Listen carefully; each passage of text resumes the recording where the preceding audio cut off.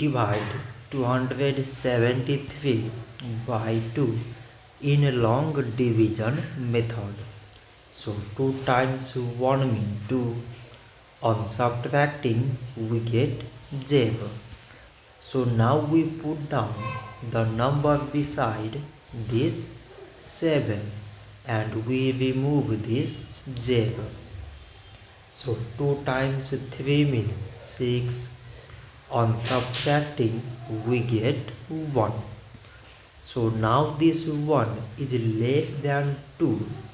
So we put down the number beside this 3.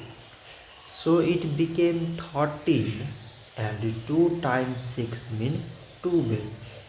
On subtracting we get 1. So now this 1 is again less than 2 and there is no other number beside. So we put here decimal so that we take 0. So now it became 10 and 2 times 5 means 10.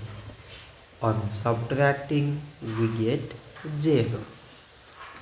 So 273 divided by 2 is 136 decimal 5.